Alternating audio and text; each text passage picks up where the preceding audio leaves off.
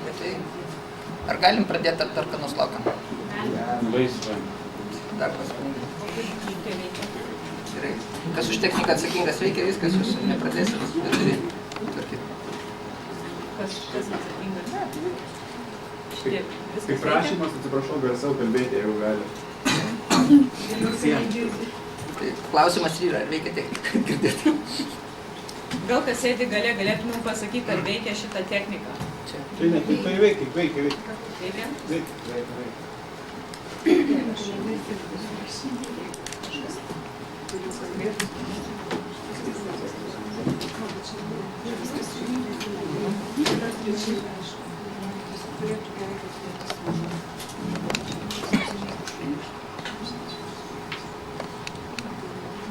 Tai galim pradėti. Labą dieną visiems. Norėtume pradėti spaudos konferenciją susijusią su Vilniaus miesto senamiesčio detalaus plano svarstymu ir to pasakoje susikūrusią visuomeninę komisiją. Visų pirma, norėčiau pristatyti dalyvaujančius žmonės čia. Aš pats esu Sakalas, čia vardas, pavardė Gorodeckis. Esu Kei Group vadybos konsultantas darbiniam gyvenime, o visuomeninėje veikloje esu Užupio vienos bendrijos pirmininkas ir Užupio Angelo klubo vadovas. Sekanti ponė yra Jūratė Markevičienė, paminklosaugininkė, architektūros istorikė, tarptautinė paveldos apsaugos ekspertė. Sekantis žmogus yra Vytautas Antidavičius, vienos irgi iš didžiausių Užupio bendrijos pirmininkas. Ponė Asta Iškuskaitė atstovautų senamiesčio bendruomenę. Ponas Česlovas Šležas yra Vilniaus Gedimino technikos universiteto urbanistikos katedros dėstytojas. Sekantis ponas būtų Algimantas Gražulis, paminklosauginikas, architektas ir pilietis. Janina Gadliauskienė būtų Lietuvos žaliųjų judėjimas atstovauja Pilaitės bendruomenę. Ir kino režisierius Vytautas Damaševičius, Žvėryno bendruomenė. Taigi, kaipgi mes čia atsiradom visi netikėtai, prieš pusę metų Vilniaus miesto savivaldybė pradėjo pristatinėti tokį vieną teritorijų planavimo dokumentą, kuris galbūt jums gerai jau žinomas, yra Vilniaus miesto senamiesčio detalusis planas. Dalyvaudami šitose svarstymuose prieš pusę metų, man atrodo, didžioji dalis šitų žmonių vienas kito nepažinojo ir susidūrėm, kad vis dėlto tos pačios problemos aktualios visiems ir jeigu mes liksime savo kiemo lygyje, savo kiemo problemos lygyje, mes tų dalykų negalėtume išspręsti. Ir to pasekoje atsirado pilietiniai iniciatyvos, pilietiniai judėjimai ir apie tai galbūt detaliau, kaip į tą dalyką atėjo, papasakotų Asta Iškuskaitė. Jo, kaip ponas Sakalas sakė apie kaip mes čia visi atsiradom, gal dar biškai įžangos. Senamiestis yra visų mūsų palikimas, visų, kas sėdime šitam kambarį. Ir tai yra šios konferencijos tema. Ir kadangi tai yra mūsų palikimas, tai mūsų karta yra pareigota jį išlaikyti ir prižiūrėti. Dabar įsivaizduokime tokį momentą. Mes dabar čia sėdim 2004 metais, ne? Lauke saulė šviečia, technika visai nebloga, komfortabilius kėdės. Jeigu kartu su mumis sėdėtų šiandien šitam kambarį praeities kartos žmonės, kurie statė senamiestį, tie, kurių nebėra, ir su mumis galėtų dalyvauti šitam pokalbį tie žmonės, kurie bus už 100 metų, už 200 metų, tada mūsų šitas rūpestis dėl senamiesčio turėtų tokį platesnį mąstymą, nes yra labai lengva visiems mums galvot, kas yra šiandien, kad yra šilta, kad yra naujos statybos, kad yra tas ar tas vyksta Lietuvoje, bet senamiestis, jeigu mes jį žiūrim kaip į savo palikimą, tai tada tas įsipareigojimas turėtų pas Lietuvos piliečius būti. Ir todėl mes čia susirinkom, mes nesame ne politikai, ne vienas iš mūsų, nesame kažkokie žmonės, kurie norim kažką statyti senamiestį. Esame tikrai susirūpinę piliečiai ir iš to išdygo senamiesčių bendruomenė. Nes su šitu detaliuoju planu iš pradžių žmonės, kurie, sakykime, gyvena senamiestį ir buvo tie patys pirmieji senamiesčių bendruomenės nariai, kiti nežinojo, kad vyksta šitie svarstymai apie šitą planą. Ir nes buvo mažiukai kažkokie skelbimai spaudoje ar kažkas tai tokio.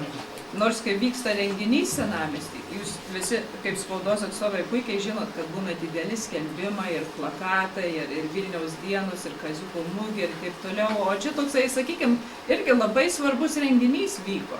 Svarstymas senamiesčio ateities ir buvo, žmonės nežinojo, kad tai vyksta. Ir kai žmonės pradėjo įsijungti, tai tada mes pamatėm, kokios yra bėdos ir problemos. Ir dabar ekspertų grupė yra pas mus, kur gali geriau pasakyti apie tais bėdas ir problemas. Bet išvada viso to irgi yra, kad tie, kurie rengia tą planą, ką aš norėčiau trumpai pasakyti, yra beveik tie patys žmonės. Kur nenueisi, būdamas Lietuvos pilietis, kažką paklausti apie tą planą, ar tai viena institucija, ar tai kita institucija, sėdi tie patys žmonės. Ir jeigu jie patys ir tuos įstatymus projektuoja ir ruošia ir savo deda žvaigždutės gerai ar blogai, tai tampa piliečiui labai irgi sunku suprast, kas ką prižiūri, kas už ką yra atsakingas. Ir mes ir tuo, sakyčiau, esame labai, tas viskas išlindo bendruomenės eigoje. Ir dabar yra vasara ir žiūriu spaudoj, tikrai nemažai dėmesio yra skirta įvairiom panašiom temom. Pavyzdžiui, regioniniuose parkuose žmonės yra susirūpinę apie statybas, kas vyksta. Čia yra tik 2 dienų pas mane. Karitas Sąvartynas, reprezentaciniai dvarai. O kur rašo apie senamiestį ir apie šitą planą? Nors jau dabar yra perduota jų šitas projektas tolimesniam svarstymui. Ir žmonės nežino, jie atostogauja, jie grįš iš atostogų, bus rinkimai, bus kitos problemos. Ir mes norim pasakyti, ką mes pamatėm šitam plane. Ir ponia Jūratė visi pasakys savo, kokius yra problemos, kad jūs supažindinti. Ir sakyčiau, mes esam tie, apie kuriuos irgi yra mintys spaudoje rašomus. Pavyzdžiui, buvo čia rugpjūčio 10 dieną, ponas Kuolys rašė apie demokratinę formą ir piliečių bendrijas, kad žmonės būtų aktyvesni. Tai mes su tą mintim susirinkom, kad mes norim dalyvauti šitam procese, mes norim, kad valdžia pasakytų, kad dar galima patobulinti, kad dar galima pakeisti, kad tie, kurie tais koridoriais laksto, galima sustoti ir iš užsienio paimti konsultantų, pažiūrėti, kur klaidos padarytos iki dabar, kiek yra nueita su šituo planu. Ir tai yra, ko mes norim. Nes ką mes dabar atkasim, žiūrint į šitą visą planą, netenkina visuomenės. Aš tai sakau senamiesčių bendruomenės vardu. Ir manau, kad galėtų būti geriau. Manau, kad valdžia turėtų ant stabdžių prieškydėti. Nevažiuokim 5 bėgyje ir iš senamiesčių nepadarykime miksą, kas yra labai daug norinčių, kad senamiestis taptų miksas. Kad būtų ir naujos statybos, ir senos statybos, ir tas, bet mes esam tie, kur norim, kad senamiestis liktų senamiestis. Tai tokia būtų mano įžanginė mintis. Labai atsiprašau, gal kai kalbat, galit per stalą su ranka, nes mikrofonai labai jautrus ir rašo toks bumčiai. Aišku, gerai, atsiprašau. Nes žmonės nebemoci. Gerai, tai ta pusė iš dalykinės srities, galbūt daugiau galės pasakyti ponia Jūratė ir parodys jums. Aš norėjau šį bei tą pašnekėti ir truputėlį parodyti. Pirmiausiai apie senamiesčių teisinį statusą. Iš tikrųjų, senamiestis turi visą įmanomą teisinę apsaugą ir lietuvišką, ir tarptautinę. Įsaugomas Lietuvos įstatymų, įsaugomas net keleto tarptautinių konvencijų, tai yra UNESCO pasaulio paveldo konvencija, tai yra Europos architektūros paveldo konvencija, Europos archeologijos paveldo konvencija, Europos kraštovaizdžio konvencija, galų gale Europos savivaldos konvencija ir daugelis kitų. Problema yra ne įstatymų trūkume, kaip dažnai sako mūsų valdininkai. Problema yra tame, kad valdininkai nenori to esamų įstatymų laikytis Mes tu jau šitą pamatysim, bet aš norėjau pasakyti, dar kuo unikalus yra senamiestis. Jūs žinot, kad mes dabar turim 3 pasaulio paveldo objektus, bet tik vienas iš jų yra žmogaus civilizacijos kūrinys, tai yra aukštosios kultūros kūrinys. Nes Kernavė ir Nerija yra gamtiniai padariniai, net jeigu ir transformuoti žmogaus. Vilnius tai yra europinis miestas, vienintelis, kurį mes turime tiek susiformavusi su labai aukštos klasės, praėjusio amžių kultūra, kitaip sakant, tai yra elitinės kultūros objektas. Ir kažkada Čiurlionio mokytojas Ferdinandas Ruščicas yra palyginęs Vilnių su Stradivarijumi, kurį kažkas nuolatos perdirbinėjo balalaiką. Jis turėjo galvoje carinės okupacijos metus, o dabar tai, kas vyksta Vilniaus senamiestyje, man primena kartais jau net ne balalaiką, o pačių koncertą. Dabar mums dažnai sako, kad senamiestis yra pažeistas, kad jį reikia atkurti. Ir aš norėčiau parodyti keletą tokių pavyzdžių, spręskit patys. Štai yra 3 tokie ansambliukai, senamiesčiai jie yra pažymėti, taip kaip jie atrodo. Tai yra Augustino ansamblis, Bokšto gatvė, Vertimo kvartalas prie Vilniaus upės. Taip jie atrodė prieš 150 metų, taip jie atrodė prieš karą. Štai bažnyčia yra išlikusi iki dabar. Ir dabar prieš karą jūs matote labai žalia buvo teritorija, daugybė žalumos. Ir dabar mums sakoma, kad tą ansamblį ruošiamas atkurti. 39 metai vienoje pusėje, senamiesčio reglamentas priešingoje pusėje. Ir jūs matot, kad pagal senamiesčio reglamentą atkūrimų čia net nekvepia, nors senamiesčio reglamentas nurodo, kad čia bus vadinamasis restauravimas atkūrimas. Taip vadinasi šitas režimas reglamente. Bet jeigu mes pažiūrėsime senamiesčio detalųjį planą, sekantį dokumentą, dėl kurio mes čia susirinkome, tai jūs pamatysite, kad tos teritorijos, kurios vadinasi reglamente atkūrimas, čia vadinasi teritorija, kurioje leidžiama statyba. Ir jeigu jūs pasižiūrėsite į tas visas teritorijas, detalusis planas sako, visas jis yra užštrichuotas nauja statyba. Kitaip sakant, vizualiai paskaičiaus apie 30% senamiesčio teritorijos yra leidžiama nauja statyba. Jeigu jūs pažiūrėsite į šitą schemą, tai tamsiai gordinė ir balta spalva pažymėtas išsaugojimas. Geltona spalva pažymėtas vadinamasis restauravimas, o visos šviesiai pilkos spalvos yra vadinamasis atkūrimas, kitaip sakant, naujos statybos. Ir aš norėčiau pasakyti, kad UNESCO vis tik įtraukė Vilnių kaip autentišką objektą, tokį, koks jis buvo prieš 10 metų, tai buvo užfiksuota, kad jis yra vertingas, autentiškas ir saugotinas. Šitie dokumentai UNESCO yra nerodomi ir nors ir mūsų bendruomenė ne vieną kartą siūlė, kad būtina supažindinti su UNESCO ir gauti išankstinį UNESCO nuomonę, tai nepadaryta. Dabar pasižiūrėkit, kas vadinama atstatymu. Štai yra Augustijonų bažnyčia ir Bokšto gatvė ankstesniais laikotarpiais. Ir tie namai dešinėje yra vadinami atstatymu. Kiekvienas gali palyginti, ar tai tie patys namai ir ar jie bent kiek panašus. Ir štai, jeigu jūs pasižiūrėsite, tarsi 19 amžiaus vaizdas ir tai, ką pateikė valdininkai žurnalistams. Tie namai nauji išstovi ir žurnalistams buvo tvirtinama, mes atstatėm pagal seną ikonografiją šitos namus. Tai jūs palyginkit seną ikonografiją ir dabar stovinčius namus ir pasakykit, spręskit patys, ar tai atstatymas, ar tai tiesiog nauja statyba, kitaip pavadinti. Tas pats yra Timo gatvėje prie Vilnelės. Seni namai ir dabar pastatyti namai, kurie iš tikrųjų su senaisiais nieko bendro neturi ir tai tikrai nėra atstatymas.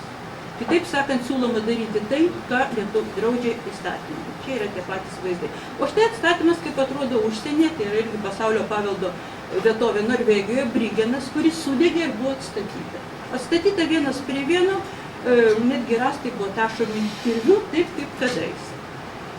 Siūloma Vilniuje atstatyti šitą namą kairėje priešais Aušros vartus, kuris kažkada buvo nugriautas tam, kad Aušros vartai aplinkoje dominuotų. Tai čia jau kyla klausimas apie vertybės. Ar mums reikia pastatyti dar vieną carinį Vilnių, kad kas nors galėtų įsikurti, ar mums reikia eksponuoti vertybės esamas. Dabar žiūrėkit, ką mes netenkame šito vadinamo atkūrimo. Pirmiausia, mes neteksime želdinių, kadangi kiemus beveik visus siūloma užstatyti arba bent jau padaryti požeminius garažus. Mes prarasime šitą gražų siluetą. Štai šitas vietas prarasime, nes abi pagal detalų planą yra numatytos užstatymui. Tas gražus vaizdas, kuris atsiveria pačioje nuo Žaliojo tilto, bus siūloma užstatyti daugiaaukščiais namais ir atsiranda dangoraižiai. Dangoraižių jūs matote labai daug. Ir nors mūsų bendruomenė reikalauja, kad tokia pat vizualizacija būtų padaryta senamiesčių vizualizacija nedaroma. Kodėl? Todėl, kad bijoma parodyti trimatį erdvę, kaip tai atrodys. Aš kaip pavyzdį jums rodau, kaip atrodo, pavyzdžiui, vizualizacija Švedijoje. Kiekvienam, aišku, aš manau, kad miesto tarybos nariai pamatę vizualizaciją nedrįstų balsuoti už tai, už ką jie balsuoja nematydami. Kaip sakant, tai yra elementarus standartas, jį daro, vizualizacija daro visame pasaulyje, išskyrus Vilniaus senamiestį. Vietoj tokių griuvėsių siūloma padaryti požeminius garažus. Šitas kvartalas yra vadinamasis, aišku, žydų paveldo atstatymas. Ir kada mes paklausėm, tai kamgi jūs naikina tos rusus, kurie yra vieninteliai išlikę, mums buvo pasakyta, o kaipgi tada atstatys, jeigu nepadarysim požeminių garažų. Tik kilo klausimas, o kągi atstatysim, jeigu bus sunaikinta tikrovė. Novatelio viešbutis sunaikino dvi vertingas 19 amžiaus gatves. Pažiūrėkite į dešinę, kokia menkutė atrodo Vilniaus gatvė palyginus su šito pastatu. O architektūra iš tikrųjų yra labai prasta. O štai pažiūrėkite, kas vyksta vakaruose. Ko važiuoja turistai į vakarus? Visų pirma, saugomų miestų harmonija. Saugomos architektūros detalės. Štai kairėje jūs matote viršuje Čekiją, o juk Vilniaus senamiestis turėjo tokią polichromiją, bet prieš keletą metų beveik visas tinkas buvo nukapotas ir tos polichromijos mes jau niekada nebeatstatysime. Dešinėje pačioje Talino senamiestis su visais išsaugotais langais, langurėmais viešbutis. Pažiūrėkite, kad žalumos yra Paryžiuje. Kas pasakys, kad, pavyzdžiui, Montmartre vieta yra, žemė yra labai pigi. Žemė tam brangesnė negu Vilniuje. Bet kaip matote, Montmartre yra ir vynogynai, ir žaluma, ir Marso laukuose prie Eifelio bokšto. Niekas nesiruošia statyti nieko, kaip siūloma pas mus Lukiškių aikštėje. Tai mes užeinam į namą, mes randam viską iki detalių. Ir štai pažiūrėkite, viršuje kairėje jūs matote prestižinį Norvegijos miesto Bergeno rajoną. Čia brangiausi butai. Todėl, kad tai yra kaimelis miesto centre ir jis turi milžinišką vertę. Žmonės gyvena ir jiems netrukdo seni landai, jiems netrukdo seni pastatai. Jie gali prekiauti senuose interjeruose ir dėl to verslas nežlunga. Tai kodėl pas mus negalima gyventi, kodėl verslas turi žlugti pas mus. Ir štai kyla klausimas. Pažiūrėkite, čia yra Vilniaus bendrasis planas. Vilniaus senamiestis sudaro 1% Vilniaus teritorijos. Ir tada kyla klausimas, ar iš tikrųjų mes neturim vietos naujoms statyboms? Ar mes negalim sutilpti tame mieste? Ar mes negalim turėti ir senovinį miestą, kuris yra iš tikrųjų elitinės architektūros miestas? Ir kartu kurti elitinę naują architektūrą likusiuose 99%. Ir paskutinis mano pasisakymas būtų dažnai sakoma, kad Vilnius yra besivystantis miestas, todėl vystymosi negalima stabdyti. Bet vystymasis yra visoks. Gyvenimas senovėje, senovės saugomis tai yra šiuolaikinis gyvenimo būdas. Vis daugiau turistų važiuoja į senosius miestus ir aš kartais pagalvoju, kad tie, kurie naikina senamiestį, galbūt jie susiję su kitų šalių turizmo agentūromis, kurios prašo, jūs būkit žmonės, mažiau išsaugosit Vilniui, labiau rinksis pas mus. Kitaip sakant, mūsų šito susirinkimo tikslas yra dvigubas. Visų pirma, mes norim, kad būtų padaryta objektyvi mokslinė ekspertizė, profesionali daugiašakė ir senamiesčio reglamento, ir detaliojo plano, kad būtų supažindinta UNESCO iš anksto, kaip reikalauja Pasaulio paveldo konvencija palydintis dokumentai. Ir antras mūsų tikslas yra senamiestį išsaugoti ir palikti jį tiems, kurie gerai jaučiasi toj senovėj, kurie ten nori gyventi, o tie, kurie nori modernaus miesto, jie turi, kaip sakiau, tas 99% miesto, kurie gali sėkmingai plėtotis. Tai perims žodį Petras Algimantas Gražulis ir pasakos iš kitos paminkosauginės pusės apie tai reikalą. Na, čia daug kas buvo pasakyta, buvo paminėtas Novadelis. Specialiajame plane, kuris pateikiamas kaip vienas iš etapų detaliojo plano rengimo, kuris jau yra, kaip nebūtų liūdna, patvirtintas, bandoma įteisinti šitą Novatelį, šitą statybą, šitą monstrą, kaip Restauravimo atkūrimo režimo padariniai. Na, visi pasižiūrėkit, kas čia restauruota, kas čia atkurta. Man žinoma ir kitiems turbūt čia daugumai žinoma, galbūt ir visiems, kad, na, Martino Knakuso sienos buvo ir pamatai, ir visa archeologija, kuri buvo rasta, buvo su kauštais, ekskavatoriais sunaikinta iki paskutiniais plytos šitoje vietoje. Negana to, kaip minėjo Jūratė, sujungtos 2 posesijos. Negana to, posesijos jų ribos apskritai pakeistos. Negana to, apvogta visuomenė. Bendruomenė, aš, jūs, mes visi. Na, šito mes ne visi suvokiam, tačiau iš tikrųjų yra taip, kaip yra. Kadangi buvo ir tebėra, bendrajame plane yra sklypų planas, kuris tebegalioja. Tame sklypų plane šita priekinė dalis 15-20 metrų, tai yra viešoji erdvė, bendroji erdvė, tai yra mūsų visų teritorija. Dabargi jinai jau nebe mūsų. Neaišku, tai jau privati staiga tapo nuosavybė. Tai kas čia atkurta, kas čia restauruota, na, galim visi pastebėti. Kodėl mes čia susirinkom, jau buvo pasakyta, bet aš galbūt pasakysiu labai trumpai, kad vis tik tai yra iš esmės sukurtas senamiesčio sunaikinimo įrankis. Detalusis senamiesčio planas. Todėl mes čia esam susirinkę. Kad tas įrankis nebūtų įteisinamas, kad vandalizmas, na, nebūtų traktuojamas kaip geri veiksmai, kad barbarizmas nebūtų traktuojama kaip tvarkymas ir panašiai. Todėl mes susirinkom. Buvo iki to svarstymai, čia duotos kai kurios mūsų pretenzijos. Mes pakankamai argumentuotai stengiamės jas pateikti. Atsakymus gavom, na, vienu žodžiu nesusišnekėjom.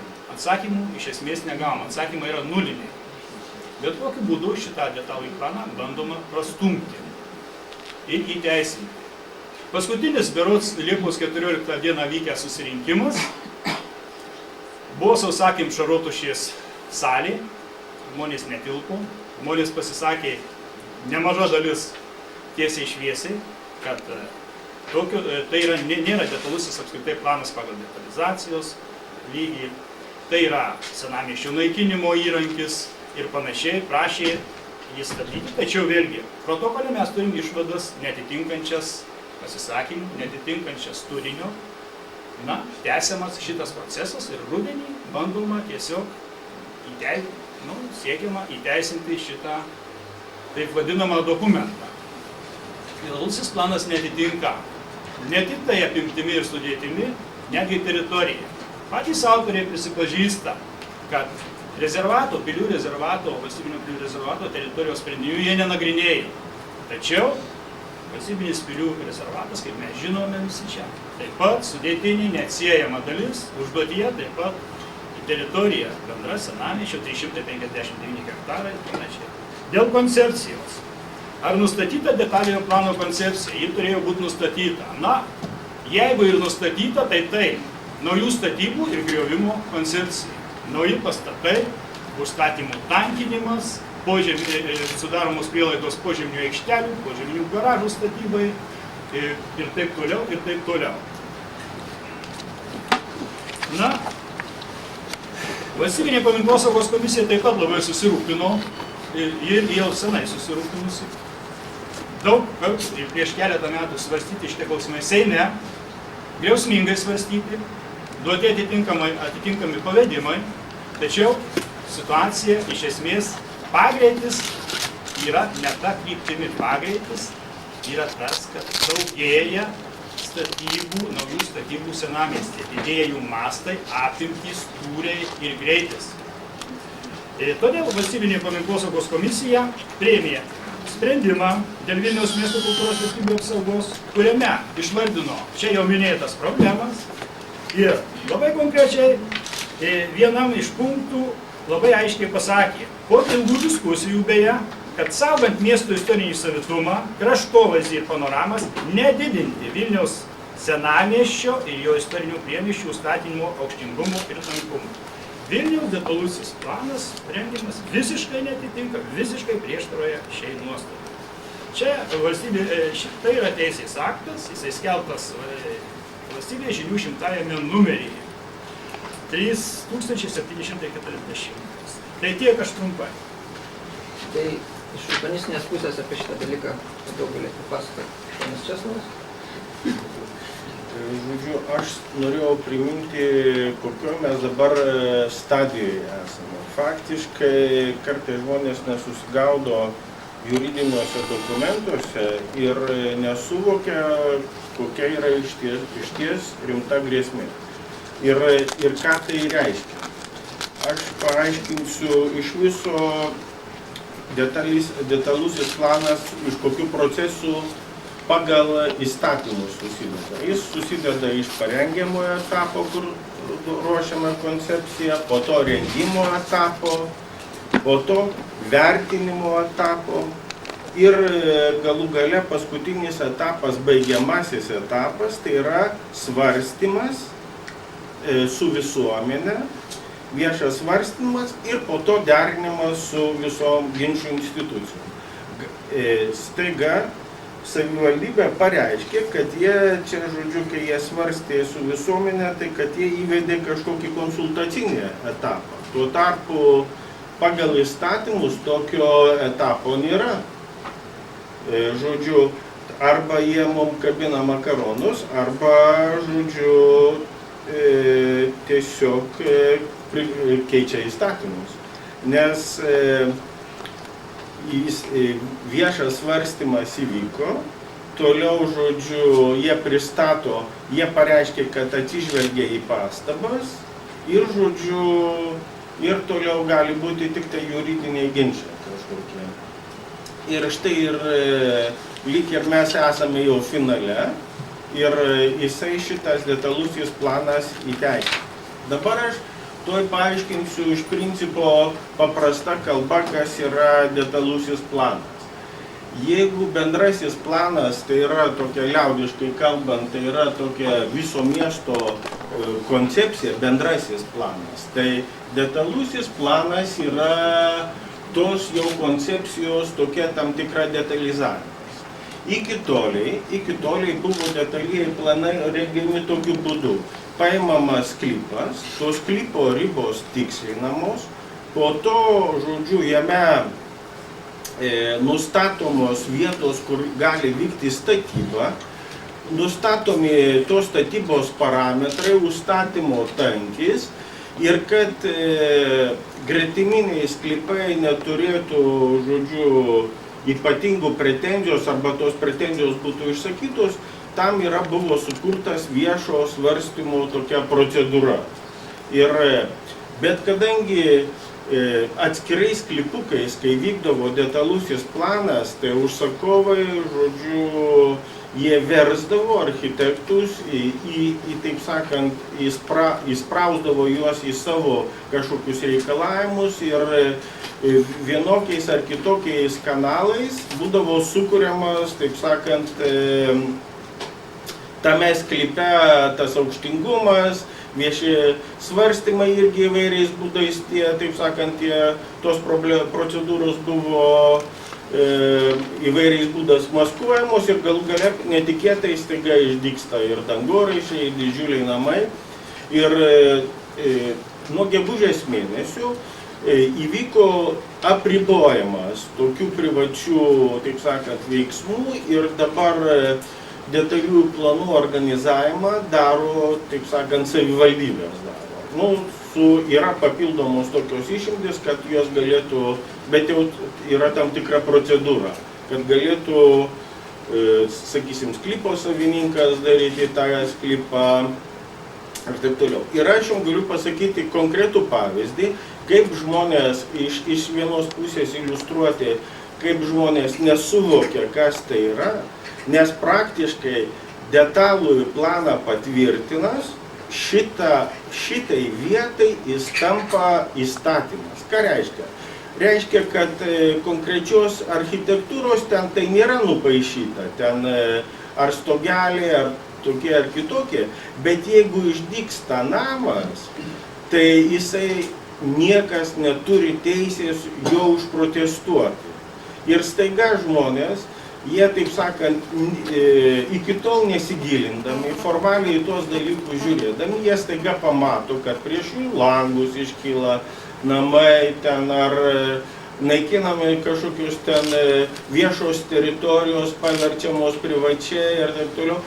Ir jie tik tai tuomet šitą pamato, kai įvyksta faktas. Ir iliustracija, aš iki tol galvojau, kad tas procesas vyksta normaliai. Ir vieną kartą atstovaudamas privataus žmogaus interesus, aš vienam Užupio sklype atradau, kad vienas veikėjas susiorganizavo sklypą ir staiga tame sklype atsirado namas, į kurį įeiti galima tik per kitą sklypą. Jie gyvena visai kitam sklype. Aš kreipiausi į tuos žmonės ir sakau, jūs pasižiūrėkite, jums atrodo, kad jūs normaliai gyvenate, prieš jūsų privažiuoja, jūs statote automobilius, lyg ir savam kieme, žodžiu, prieinate, dar jie turi kažkokio vėjos gabalą, žodžiu, prieš savo namą ir taip toliau. Tuo tarpu sakau, jums tai jau nepriklauso.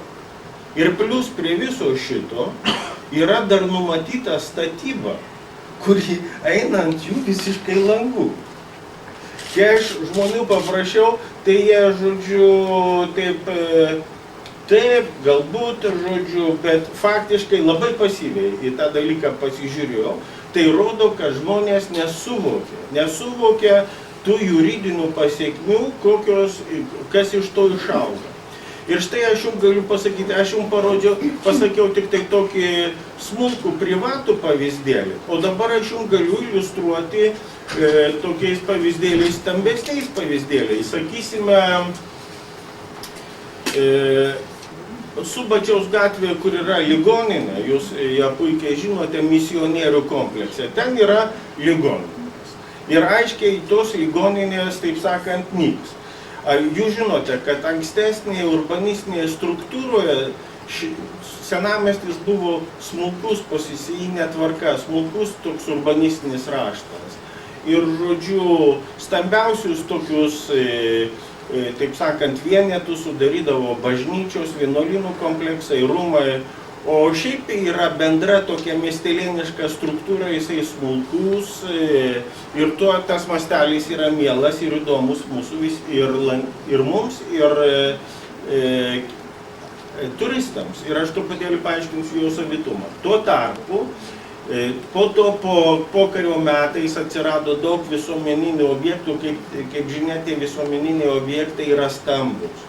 Žodžiu, ir šiuo metu tas naujasis kompleksas, kuris yra, ne naujasis, bet pokario metais išdygęs ligoninės kompleksiukas, jau jos sklypas yra nustatomas ir užstatymas jame numatytas viduje. Tai ką tai reiškia? Žodžiu, būdamas jau yra aplamai stambus toks gabaritais turės toks vienetas, jeigu jis sustatomas, jis iš viso savo, taip sakant, savo tūriais ir savo gyvenimo prasme, jis jau visiškai yra svetimas tam dalykui. Kam tie procesai daromi? Veikiausiai tie, kurie perims tą sklypą, jie turės galimybę vėl kažką tai jame daryti. Suprantate, jie negalės apsiriboti tik tai, sakysime, ligoninių kompleksais, bet jie dar viduje kažką tai darys. Ir tokiu būdu, kai pradedi žiūrėti, aš pradžioje tai taip dar ir nesuvokiau ir po to tik tai pradėjau baisėtis. Paaiškėjo, kad net Pilies gatvėje yra pilna to užstatymo momentų, yra pažymėti užstatymo momentai. Tai ką tai reiškia? Tai, žodžiu, pradėkime žiūrėti, kiek procentų gali būti originalo ir kiek gali procentų to naujos statybės, kad mes jau pradėtume, kad gal jisai jau praras savo, taip sakant, autentiškumą, jis bus jau, taip sakant, nes yra numatoma statyba 60–80% ir dar daugiau. Iš kitos pusės, detaliajam plane turėtų būti vykdoma žodžiu, strateginis planavimas. Strateginis planavimas, ką jis reiškia? Tankiname statybą. Žodžiu, didėja socialinis apkrovimas, didėja gyventojų skaičius, gal dar kažkokie dalykai. Kur tos visos prognozės? Tokių dalykų visiškai mes šito nieko nematome. Žodžiu, kuo tas pasireiškia? Taip pat, detaliajam plane jis turėtų, aišku, čia iš bendrojo plano eiti, bet kaip visas tas senamiestis funkcionuos, kurios tos gatvės pagrindinės, kaip visą laiką eina kalba, kaip uždaryti tą eismą, tranzitinį eismą. Labai daug to tranzitinio eismo, jisai sukelia ir paminklams yra pasekmės, ir teršiamas oras, ir taip toliau. Tuo tarpu tokios schemos, tokios bendras, tik tai bendros prielaidos yra, o kažkokios konceptualinių dalykų nėra. Taip pat, kur pėsčiųjų traktai, čia negalima apsiriboti tik tai sklypų skirstymas. Žodžiu, kur organizuojamos pėsčiųjų judėjimas, kokią jisai sistemą turi, gal keičiasi tuomet gatvių charakteristikos ir taip toliau. Aš taip matau vieną dalyką, kad, žodžiu, suprantu, kad statybos, jūs žinote, kad statybos be detaliojo plano negali prasidėti. Nors kai kur pas mus prasideda tos statybos ir po to bandoma detalų į planą pritraukti, žodžiu, jisai, taip sakant, iš paskos velkasi. Statybos neturi teisės būti pradėtos be detaliojo plano. Aišku, labai daug žmonių suinteresuotų toliau vykdyti, taip sakant, statybas ir jiem reikia urmu prasukti, taip sakant, visą šitą gigantišką senamiesčio teritoriją, visą urmu prasukti. Visiškai jos neniuansuojant. O, žodžiu, o visi kiti sekantis interesai yra visai nesvarbus.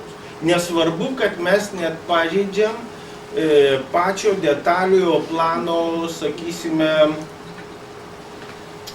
atlikimo procedūras, nes jeigu negali prie savo namo prieiti, tai tu turi numatyti servitutinius prieimus, jų aptarnavimo tas problemas. Šitie dalykai yra nenumatyti.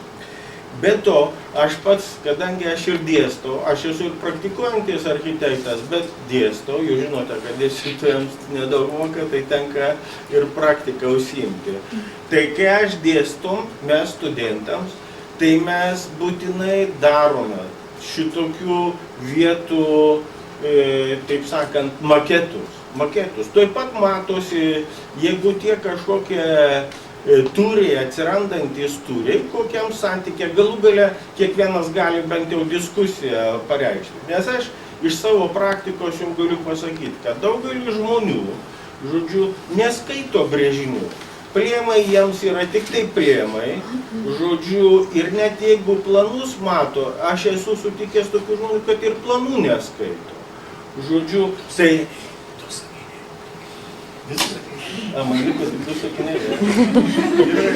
Žodžiu, tai aš suprantu, o pagal naują įstatymą ir turi būti atlikta ir vizualizacija. Aš jau nekalbu apie maketus, nors šie jie irgi yra parašyti, aiškiai yra parašyti, kad planavimo organizatorių pageidaujant, apmokant gali būti daroma planuojamos teritorijos maketas. Mes prisiminkime, kad mūsų senamiestis, Vilniaus senamiestis yra pats vertingiausias senamiestis visoje Lietuvoje, o gal ir net vertingiausiai ir tokia urbanistinė dalis rytų Europoje. Jis yra nepaprastai vertingas. Ir aš galėčiau ir tą struktūrą, sakysime, kurios išeina, kuo jos skiriasi, tos struktūros išeinančios į taip sakant, į žaliuosius plotus, į vandenį, kuris yra visiškai skirtingai traktuojamas, sakysime, Europoje ir čia, ir kur atsiranda tie savitumai. jeigu mes nekreipiame, tai mes juos tos dalykus prarandame ir aš suprantu, kad yra didžiulis interesas, yra pinigai didžiuliai. Nustatomos faktiškai sklypai, kurie kainuoja milžiniškus pinigus, o už juos mokėti reikia centus. Ir kaip dabar tą procesą suvaldyti. Tai padėkite žurnalistai, sustabdykime tą truputėlį lukterkime. Kažkaip tai reikia atsitokėti nuo to bėgimo. Nes mes po to jau jo suvaldyti, kai jis tampa įstatymu, mes jo suvaldyti jau negalėsime. O jisai vienas žingsnis iki įstatymo. Tai ką, dėkui Česlavui už gana aiškę detalizaciją ir aš tikiuosi, kad paprastiem piliečiams tapo aiškiau, kas yra tas detalusis ir su kuo jis valgomas ir kuo jis tampa jūsų gyvenime. Jeigu gyvenat urbanistinėje aplinkoje, aš tikiuosi ne kaime. Tai mano noras būtų galbūt jums papasakoti apie tai, kokia yra juridinė aplinka šitoj srity ir kasgi dedasi būtent Vilniaus mieste ir su kuo mes susiduriam. Tai, kaip žinot, gegužės 1 Lietuva tapo ES nare ir Lietuva pagal jungimosi sutartis visas turėjo sutvarkyti labai daug juridikos, kas liečia tos įstatymus. Šių metų sausio 15 dieną buvo priimtas naujas teritorijų planavimo įstatymas, kuris įsigaliojo nuo gegužės 1 dienos. Per tą laiką Aplinkos apsaugos ministerija turėjo paruošti daug poįstatyminių aktų, kurie turėjo reglamentuoti teritorijų naujo įstatymo taikymą.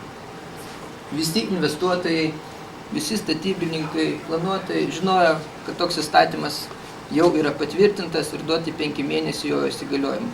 Tai reta praktika Lietuvos, taip šiau, įstatymystėj, kai paruošiamas įstatymas ir atidedamas jo galiojimas, duodant viską pasiruošti. Jeigu žvilgterim dabar į situaciją, tuo momentu kitos gegužės 1-osios, supratus, kad tie nauji įstatymai bus paruošti ir patvirtinti ES dvasiai, kur yra ryškiai nurodytas vaidmuo bendruomenės ir žmonių įtraukimas ir kalbėjimasi su piliečiais, bandoma buvo tą detalųjį planą apsvarstyti ir viską pabaigti. Netyčia pasirodė dėl per didelio aktyvaus dalyvavimo žmonių, to detalaus plano nespėjo susvarstyti ir jis persikėlė į tos laikotarpius, kada įsigaliojo nauji įstatymai. Dabar mes susiduriam su tais savivaldybės tarnautojais, kurie mums aiškina, kad Lietuvoje galiojo atseit nauja įstatyminė praktika, kad regreso tvarka galiojo tie įstatymai, kurie galiojo iki gegužės 1, kai jie pradėjo kažką tai daryti. Tai yra visiškas nenoras ir nesupratimas, kad teks tos visus planus ir tos visus detaliuosius derinimus daryti pagal naujus įstatymus. Tame laikotarpyje įsigaliojo įstatyminis aktas, kuris aprašė tiksliai, kas turi būti detaliajam plane nurodyta. Jau pagal tą ministerijos aktą pasiėmus, aišku, kad tų dalykų nėra padaryti ir nėra atspindėti. Česlavas juos išminėjo. Tada aiškiai yra priimta tvarka visuomenės įtraukimo ir svarstymo ir dalyvavimo. Klausimas, ar tokiam dideliam objektui virš 1000 sklypų tikrai gali galioti vieno sklypo svarstymo tvarka. Kyla mums klausimas. Yra patvirtinta tvarka, kur yra aprašyta, kas yra plano rengėjas, rangovas ir panašiai. Pagal tą sutartį mums neaišku, ar savivaldybė delegavo savo municipalinės teisės šitą plano rengėjui paminklasaugos restauravimo institutui, tapusiam senojo miesto architektais UAB, ar ne. Nes daugelis tų atsakymų kyla klausimas, ar su jais galime žiūrės eiti į teismą ir bylinėtis, nes teismas visąlaik pasakys, kad tai nėra savivaldybės atsakymas. Tai faktas, kad nėra nei vieno atsakymo, kuris būtų tvirtas, o dažniausiai yra zonduojama piliečių nuomonė. Jeigu mes pramiegosim, tai ir bus taip. Jeigu staiga piliečiai nepramiegojo, tada galbūt keičiam ir ieškom kažkokį kitą būdą, kaip tą prastumti. Čia salėje buvo padalinti raštai, man atrodo, kuriuos daugelis iš mūsų rašė atskirai. Ir iš esmės, aš galiu pasakyti, aš nesu gavęs tų raštų atsakymų arba kažkokių pakeitimų. Dažniausiai jūsų dėja pagalba yra padaromas geras PR'as, kad bus atsižvelgta į tas problemas, bet ar atsitinka kažkas tai gyvenime ir pasikeičia, ko gero mes to nepajuntam savo kailį ir kaip paprasti savininkai ir kaip bendrijų pirmininkai mes patiriam, galima pasakyti, patyčias tų kabutėse investuotojų, kurie tiesiai išėjęs sako, kad vat yra sklypas, yra sutarta, mūsų vizija tokia, o kaip mes tą suderinimus padarysim ir visą kitą, tai yra kitas klausimas. Šiam etapė iškyla klausimas, o kągi daro mūsų rinkti valstybės organai ir panašiai. Čia yra 2 žaidėjai, yra Vilniaus miesto savivaldybė ir Vilniaus apskrities viršininko administracija. Taigi, lygtai faktinis naudotojas yra savivaldybė, o savininkas daugelio sklypų vis dar yra apskritis. Apskritis turi savo statybos inspekciją, kuri lygtai turėtų prižiūrėti tų detalių tvirtinimą ir panašiai. Šiuo atveju susidūrėm su paradoksalia situacija. Jeigu mes užfiksuojam tą, kaip pasakius, pažeidimą, kuris bus, pirminė situacija, mums labai tiesiai šviesiai atsakoma, kad iki mūsų jokie raštai neatėjo, jokie derimai neatėjo, mes nieko negalim pareikšti ir mes nieko negalim komentuoti. Tokių atsakymų turim. Tai ponia Buškauskaitė per Kliugalę gatvę galėsim jums papasakot. Bet jeigu staiga mes jau susidurėm su 3-4 etapu, tada mums pasakoma, kad jau kelio atgal nėra ir viskas yra suderinta. Yra paradoksali situacija. Bandymas buvo į tą visą karuselę įtraukti ir kitas įstaigas, kurios liktai prie to prisidėjo, tai yra Kultūros vertybių apsaugos departamentas, jo Vilniaus skyrius ir visa kita. Susidūrėm gana su tokiu požiūriu, maždaug jeigu mes jiems nebakstelsim su nosim į tą vietą, tai galbūt jie to visiškai ir nepastebės. Ir gaunas paradoksali situacija, kad mes kaip piliečiai esam priversti vykdyti kai kurias savivaldybės savivaldos funkcijas, ir būtent gaudyti tos pažeidėjus, jos nurodyti, bet mes neturim teisių ir įgaliojimų, sakoma, tą daryti. Įstatymai Lietuvoje dėja yra tvarkingi. Dabar spaudoje, jeigu pasiemus šią savaitę spaudą, galite pamatyti didelį spaudimą investuotojų, kad jie nesugeba pagal tos teritorijų planavimo įstatymo reikalavimus prastumti savo investicinių projektų. Yra verkiama, kad staiga sustos investicijos Lietuvoje, sustos statybos ir visa kita. Tai yra normalus civilizuotas kelias. Mes nesam prieš detalųjį planą. Mes esam už tai, kad tas planas būtų ruošiamas laikantis įstatymų ir būtent dalyvaujant visuomeniai. Dabar įsivaizduojat 1000 sklypų, ar įmanoma juos visus savininkus ir galimybių savininkus surinkti vieną patalpą ir kad jie visi susiderintų ir sutartų, kad mes neturim pretenzijų vienas kitam. Tai yra, kaip pasakius, bandoma didelį kąsnį savo įgrūsti gerklę, nesuprantat, kad ko gero teks dalintis jo. Yra klausimas, kodėl to nedaroma yra kvartalais, kur yra kažkokios susiformavusios bendruomenės, žmonės žino vienas kito, žino istoriją ir turi savo viziją vis dėlto aplinkinių teritorijų ir žino, ko nori. Taigi, čia norim jūsų pagalbos, kad vis dėlto būtų atspindėtos visos nuomonės. Nes dabar įspūdis yra toks, kad pradedama suprasti, kad mes priversim žaisti pagal taisyklės, tada yra noras būtent pradėtas taisyklės keisti, kad vis dėlto būtų atrišamos rankos. Mūsų noras, kad tie įstatymai būtų vykdomi, už jų nevykdymą baudžiama ir panašiai. Tai apie konkrečius pavyzdžius, manau, papasakos Užupio pilietis Vytautas Amkudavičius, galėsim pasižiūrėti biškį filmuko, jeigu jums kyla klausimų ir panašiai. Kaip supratote iš paaiškinimo, išpasakojimo specialistų, kad detalųjį planą ne specialistui suvokti labai sunku. Nori, nenori, patampam specialistais dėl to, kad tai liečia tiesiogiai mus, gyvenančius tame ir kitame rajone, kur numatomos statybos. Tas planas labai gražiai atrodo, kaip kalėdinis margutis ir eilinis žmogelis atėjęs į svarstymą, jisai sako, gražu ir viskas. O dabar kas iš to grožio gaunasi? Iš to viso grožio gaunasi tokie labai įdomus dalykai, kai nusiperka investuotojai, dabar tai vadinami investuotojais, nusiperka griuvėsius, o šiuo atveju labai puikus pavyzdys yra Užupio Malūnų gatvė. Susipirko per didelius vargus 3 namus investuotojai. Buvo griežtos gana sąlygos paminklosaugos apie galimus ir leistinus darbus. Malūnų gatvės 4 namas buvo vienintelis pažymėtas kaip turintis vertę. Tai yra specialistų išduotoje pažymoje prašyme pažymėta. Tas namas labai maišė. Ir jisai buvo pašalintas, prisidengiant avarijos likvidavimo, prieš avarinės likvidavimo stovių. Apie tai rašėme, skambinome, kalbėjome, kam tik tai nori, visom institucijom. pradedant apskrities viršininko administraciją, kultūros vertybių apsaugos departamento, Vilniaus miesto, mero, UNESCO prezidentų, čia kam nenori, visiems buvo rašyta. Ir tik tai po visos eilės raštų buvo atkreiptas dėmesys. Ir man asmeniškai buvo sakoma, aš kadangi esu bendrijos pirmininkas, pasirašau po raštais aš.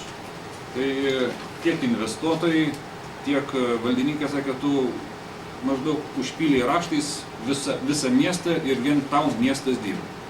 Tačiau niekas kažkodėl tai nežiūri į tą momentą, kad tame mieste gyvename mes. Ne valdininkai konkrečiai to vietoje gyvena šalia. Kažkodėl tai, kur valdininkai gyvena tokių dalykų, tokių priešavarinės būklės šalinimo darbų nėra. Priešavarinės būklės šalinimas tai yra maždaug, kad plyta nenukristų tau ant galvos, reikia tą plytą pritvirtinti. Nu, bažnyčia, va tai va tvirtinama plyta. Skandinavai, aš turiu kaimyną, švedą, architektas, profesorius, ir jisai pamatęs, kas yra projektuojama ir kas žada būti šitam kvartale, jisai pasibaisėjo. Jo žodžiai, jisai yra pasakęs taip, kad skandinavai prarado senamiestį, nors tai nebuvo karo, nei vieno, nei antro pasaulinio, prarado senamiesčius dėl neprofesionalos politikos senamiesčiuose vykdomos. Išskyrus, kaip minėjo gerbiama Jūratė, keletą mažų kvartalų, kurie dabar yra saugomi ir tausojami. Mes senamiesčio gyventojai gyvename, senamiestį laikome savo namais. Tai yra ne tik tai būstą savo namų, bet tai yra visas namas yra, man namas yra Užupis, kaip Užupio piliečiui. Ir tuos namus norisi išsaugoti. Ir aš visiškai nenoriu, kad mano anūkai būtų vežami į Pašilaičius ir būtų demonstruojamas senamiestis Pašilaičiuose. Nes jeigu tokiais tempais bus vykdomi statybos darbai ir investuotojų įgeidžiai ir norai, senamiestį nieko nebeliks. Visas procesas detaliųjų planų svarstymo yra fantastiškai nesupaprastintas. Pagrindinis dalykas yra apgavystė. Pagrindinis dalykas apgavystė ir klastojimas. Senamiestyje bet kokioje vietoje į kasus kastuvą galima surasti akmenį. Akmenį suradus galima sakyti, kad tai yra pamatas. Ant to pamato reikia atkurti kažką. Ir tada prasideda įdomus dalykai. Bet tai čia ir yra pagrindinis momentas, kad mes senamiesčio čia susirinkę norime pabrėžti, kad senamiestis yra visos tautos vertybė. Ir tą vertybę mes turime ir saugoti. Tai tiek trumpai. Aš norėčiau tik trumpą mintį pridėti prie to, ką ponas Vytautas sakė. Dabar žiniasklaidai daug yra rašoma apie sąvartyno tais problemas. Ir kitas problemas, kur jau būna visuomenė atseit per vėlai kreipiasi, kodėl jie anksčiau nepasakė, jau daug pinigėlių įdėta ir kur jūs buvote prieš metus, prieš 2. Bet jeigu jūs pasižiūrėtumėte į mūsų tinklapį, kur yra gelbėkimsenamiestį.lt, tai ten vyksta toks labai įdomus pavyzdys apie tais požeminės srovės, apie kuriais mes kalbame, kur yra pažymėta apie Arklių 18 kiemą. Ten šitas segtuvas yra pilnas raštų, kuriuos mes siuntime ir klausime, kas vyksta Arklių 18. Ar yra leidimai, ar yra projektai ir taip toliau ir taip toliau. Ir visi valdininkai, net ir Seime, kai buvom nuėję, sakė, kam jūs čia mus trukdot, jokių leidimų nėra, ten naujos statybos nenumatytos, ten konservavimas, restauravimas ir taip toliau. Bet pasižiūrėkite į mūsų tinklapį. Buvo vienas maketas, paskiau pagal tą maketą buvo kasamos, buvo išduoti archeologiniai tyrimai. Atitinka skyrius, pažiūrėkit, kaip nueisite į tinklapį, kur yra archeologinis leidimas ir kur buvo numatytas pastatas. Kasa lygiai tose vietose. Dabar persimetė į kitą maketą. Dabar vėl kasamos naujus duobius, naujus skyrius, kurios atitinka kitą maketą. Nors paklausus vienų kitų, sako, naujų statybų nenumatyta ir taip toliau. Nors jau spaudoje dabar pradėjo pasirodyti lyg tai kažkoks pastatas po žeme. Tai gaunasi toks kažkaip kaip, nežinau, koks čia miksas bus. Senamiestis virš žemės, o naujamiestis kažkoks po žeme. Tai aš pradedu bijoti, kokiais mes architektais pasikliaunam šitą kartą, kad slėpt kažką po žeme. Būna, kad vagys vagia iš mašinų naktį, kaip tamsu, ne, jeigu mes kažką blogo vaikas daro, jisai stengiasi pasislėpti. Tai jeigu architektas kažką stato, naują pastatą po žemė, nu, čia yra nesuvokiami dalykai. Ir mes, nu, sakykime, tokie ūkiški žmonės, parašė užklausimą, matėm, kad ten tvoros dygsta. Tai parašėm užklausimą, kas ten ta Arklių 18 tvora. Ir aš tik tai noriu trumpai pasakyti, va šiandien tik tai paštu gavau atsakymą dėl tvoros, senamiesčio bendruomenė. Išnagrinėjome jūsų klausimą dėl tvoros, pranešam, kad minima tvora įrengta dėl vykdomų archeologinių kasinėjimų, remontų darbams Vilniaus miestų savivaldybė leidimų nėra išdavusi. Jeigu jūs užsuktumėte į Arklių 18 kiemą, pasižiūrėkite tą tvorą. Pasižiūrėkite, vyksta, nevyksta remontas. Nu, aš tai mačiau, kad balkiai skraido pro langus, aš tai mačiau, kad jie ten tvarkosi ir ruošiasi statybom. Bet į šitą raštą pasižiūrėjus, remontui leidimų nėra, o tvora dėl tų kasinėjimų, kurie buvo pagal pirmą maketą, dabar pagal antrą maketą. Nu, stebėsim, apsilankykit mūsų tinklapį. Tikrai toks labai yra įdomus, nuostabus. Tai tokių pavyzdžių turim daug. Esam susidūrę su tuo, kad padaro susirinkimą su piliečiais, tai pareiškiama, kad visos statybos vyksta legaliai ir čia pat atsiranda žmonės, kurie atneša tokius atsakymus, kur tiesiai šviesiai parašo savivaldybė, kad nėra išdavus leidimo, bet jie net nesidomi, kas ten vyksta. Ir sako, mes nesam statybos inspekcija, mes nekontroliuojam. Tai gaunas klausimas, kad statybos inspekcija kažkas turi priversti ir tą daryti darbą. Tai savivaldybės tarnautojas jau tarnauja matyti kitoj valstybėj ir jis negali pakelti ragelio ir paskambinti statybos inspekciją ir paklausti, ar tu kontroliuoji tą statybą ar ne. Pavyzdys būtų Kryžiaus gatvės statybos, pavyzdžiui, Užupio valda. Matot namelį, pačiam gale, pagal detalų planą tai yra 2 aukštai su mansarda. Staiga tas davinys, nustatymas galioja visam sklypui, kuriame kelios posesijos buvo sujungtos. Ir pačiam kampe dėl altitudės nusileidimo atsiranda 5 aukštų namas. Leidimo savivaldybė nėra išdavus, įmonė, kuri stato, man atrodo, teismo būdu prisiteisė leidimą, nes savivaldybė specialiai praleido kažkokius terminus ir tie gavo įvykdinį priekabį ir tą leidimą prisiteis. Galima sakyti, tai kažkieno klaidumas, bet aš negirdėjau, kad kažką būtų, kaip pasakius, nubaudę už tai. Staiga pasirodo posesijos ribos irgi. Pavyzdys pačio kampinio, 5 aukščio apačio yra žeminis ir garažas. Tas garažo išvažiavimas yra ant posesijos ribos. Staiga gaunas kito namo posesijos gyventojai sužino, kad jų posesijos riba bus laužoma ir per jų kiemą bus išvažiuojama per jų kiemą į gatvę. Tai tokiu atveju yra pilna. Jeigu dokumentus pasikeliam, savivaldybė sako, kad jokios grėsmės nėra, bet vieną dieną mes rasim, kad tas pravažiavimas yra padarytas. Tai revoliucinės situacijos niekas nenori daryti ir niekas nenori pult su šakėm, bet kai susidurėm su to, kad įstatymai neapgina ar įstatymų prižiūrintys valdininkai to nedaro, tenka kreiptis į jūs.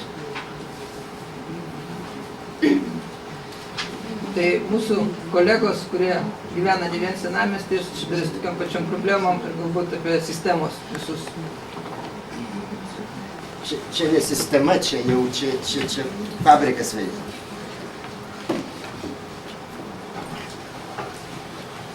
Dabar aš noriu truputį nueiti toliau nuo senamiesčio iš visą miesto tvarkymą. Mes paskaičiavom, dabar šiuo metu su savivaldybė teisės Žirmūnų bendruomenė, Žvėryno bendruomenė, Pilaitė. Nusimato senamiesčio bendruomenės teismai, nusimato Užupio bendruomenės teismai. Tai kas kaltas, ar bendruomenės, ar vis tik savivaldybė daro klaidas? Aš siūlyčiau pagalvoti. Ta senamiesčio atnaujinimo agentūrai dabar Rutkauskas ruošia jaunimo švietimą, kas tai yra senamiestis, vaikus vedžioja. Nereikėtų savivaldybės darbuotojų pavažiuoti pas senamiesčį ir iš tikro eina kalba apie vertybės. Apie vertybės. Mes neturėdami vertybių supratimą, mes sunaikinom senamiesčio vizualinės apsaugos zoną su Konstitucijos prospektu. Nuolatėlis, kuris buvo lygiai taip pat. Dabar šitas detalus planas yra jau ne iš išorės, o bomba iš vidaus. Jis sprogdins senamiestį iš vidaus, pakeis senamiestį visiškai. Nu, ruskai labai gerą patarlę, što nehranim потерявший плач. Tai vat, kadangi aš dar atstovauju visuomeninį miestų plėtros komisijai, Tai mes svarstėm su senamiesčio detalių plano rengėjais visuomeniniai komisijai. Ir visuomeninė komisija vienareikšmiai vertino šį detalųjį planą ir buvo priimta tokia rezoliucija, kad detaliajam senamiesčio planui nepritarti, kol nebus gautas visuomenės pritarimas. Ir jau nežiūrinti nieką, kreiptis į UNESCO, kad būtų atlikta šio detaliojo plano ekspertizė.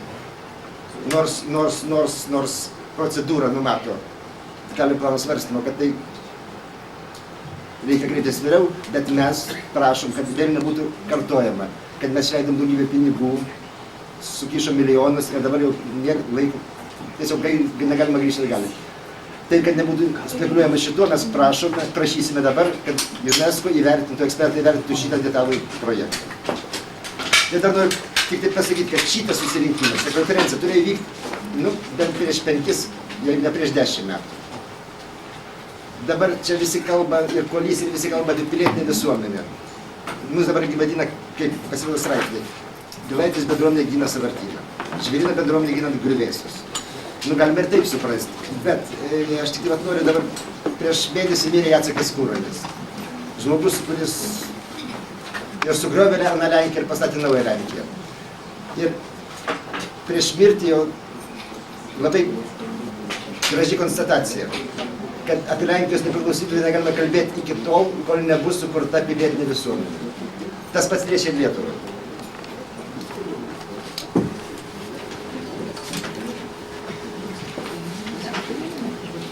Jeigu dar kam įdomu, iš tikrųjų Lietuvos žaliųjų judėjimas metai laiko stebi senamiesčio problemas ir labai apsidžiaugė, kai įsikūrė senamiesčio bendruomenė ir visom 4 bando padėti. Kur Lietuvos žalieji mato problemas? Iš tikrųjų, tos problemos buvo čia visos ir išsakytos. Tačiau mes dalyvavome paskutinėse viešose svarstymuose, pastebėjom, kad iš tikrųjų labai ciniškai buvo pateikti talieji planai. Sakykime, žmogui, kuris nėra gerai vizualiai nepažįsta senamiesčio atėjusiam, jis mato tik paskutinį detaliojo plano variantą, jis nemato jokio kito, jis nemato bendrojo miesto plano ir neturi tiesiog su kuo palyginti. Paskui, reiškia, skelbimai spaudoj, paskelbima, kad tai bus paskutinis viešas svarstymas. Kai mato, kad susirinka žmonių grupė, reiškia, tada virsta konsultacinis. Tai rodo, kad tai yra žiūrima visiškai tenkinami kažkokie siauri interesai, visiškai ciniškai žiūrima į visuomenę. Ir aš manau, kad iš tikrųjų labai smagu yra tai, kad būrėsi pilietinė visuomenė, kuri bandys apginti senamiestį Vilniaus kaip unikalų paveldą. Iš tikrųjų, kito kelio ir nėra, nes jeigu dabar nebus apgintas senamiestis, ateities kartos, matyt, mums už tai nepadėkos. Todėl buvo sukurta paskutinė viešam svarstyme komisija, galėjo ateiti kas nori, tačiau dabar yra iš 12 narių, kurie priims visą eilę reiškia, sprendinių, kaip tai padaryti, kaip išgelbėti tą senamiestį, kokius konkrečius žingsnius daryti. Ir vienas iš pirmųjų žingsnių yra, reiškia, spaudos dėmesio atkreipimas, paskui kreipimasis prezidentūrai. Paskui aš manau, kad jeigu reikės, bus piketom mitinguojama ir vienu žodžiu, tai bandant iš naujo atkreipti ir politikų, ir visuomenės, ir specialistų dėmesį, kad šitas objektas, šitas senamiestis turi būti išsaugotas. Dėkui Jums. Kada konkrečiai Jūs žadat rašyti laišką į UNESCO, nes piketavimai visą kitą, tai čia laikas daugiau. O konkrečiai va tie veiksmai. Redakcija komisija Jūratė. Prezidentui išsiųstas bus arba šiandien arba rytoj. Ir ne vienas raštas į prezidentui. Visuomenė, taip. Savo ruožtu visuomenė komisija rašo. Yra nugabentas, tačiau dorų atsakymų kol kas nėra. Praktiškai iš 10 adresatų gauti 2 atsakymai. Nors praėjo mėnuo laiko, tai yra tas laiko tarpas, pagal kurį, pagal įstatymus Lietuvos turi būti gautas atsakymas. Mes čia išdalinsim kvado atsiliepimą. Viskas įstatymiškai taip, teisingai. Bet jie įsijungia paskutiniai, kai viskas padaryta. Ir jų čia nėra, ar Jūs kvietėt juos čia? Detalūs svarstymai kviesime. Detalūs svarstymai nepasirodė. Nors jie būtų ekspertai, kurie galėtų pasakyti, ar tai bus tvirtinama. Mes nemanom, kad iš tikrųjų tai yra laukia lengvas kelias, kadangi tai yra labai didžiulis teritorija senamiestis ir iš tikrųjų labai atsakingas dalykas, tai manom, kad tai laukia sunkus kelias, bet kadangi iš tikrųjų susirinko, kaip mato komisija, ir specialistai, ir žmonės patriotai, manau, kad tai yra įmanoma. Aš tik noriu priminti, o jaunesniem, senesnė atsimena, tas vajus dėl kultūros paveldo išsaugojimo, dėl ekologijos saugojimo 85-6 metų spaudą pasiimti. Tai, nu, aišku, prie baisių pasiekimų pridedė, prie sąjūdžio. Bet žiūrėkite, kas darėsi. Tai va, dabar čia 10 žmonių, aš tikiuosi, kad jie perus, gali porą šimtų, gali trejetą, to užtektų senamiesčių gelbėti. Paskui, aš nežinau, nes riba yra kritinė. Iš tikrųjų yra kritinė riba. Jeigu netikit, Jūratė čia rodė Augustionus, neparodė, daromas 3 aukštas, visur 3 aukštai, miestas darkomas nesusvietinai. Aš atsiprašau, norėčiau pratęsti pono Vytauto mintį, iš tikrųjų labai gražu, ką norėjome padaryti pabaigoje, pakviesti visus laisvos valios sąmoningus žmonės ateiti pas mus ir ginti senamiestį nuo barbarizmo, nuo sugriuvimo, ką mes patys visi matom ir suprantam. Tai bet būtų labai gražu, kad jūs tą padarytumėt mūsų valia. O konkrečiai, kur jūs turit galvoje kažkokį? Mes telefonus nurodysim, mes jau turbūt nurodėm ir nurodysim būstinės. Šiam kreipimas įgalia yra. Yra senamiesčių bendruomenės telefonai. Ir bet yra Kalvarijų, 148 yra telefonai ir galima ramiai kreiptis ir jeigu sutinka senamiesčių bendruomenės. Kaip nekeista, piliečiai būna labiau pasiruošę tas dalykus daryti, labiau užprūsę, labiau techniką naudoja, skaito, viską žino. Paradoksas. Aš nesidomėjau porą metų šito dalyko, atrandi, kad tampi geresnis specialistas ir gali labiau diskutuoti. Ir dar turi vertinimą, kaip pasakius, nepriklausomą, dar sąžinės, kaip tu turi visai kitaip atrodo. Tai jeigu komisija leidžia, aš galiu pasakyti adresą, Kalvarijų 130-48. Tai ką, ar turim klausimą? Telefoną dar norėčiau duoti 2765-609. Ir tai vadinasi? Čia būtų Vilniaus žaliųjų klubas. Lietuvos žaliųjų judėjimo Vilniaus žaliųjų klubas.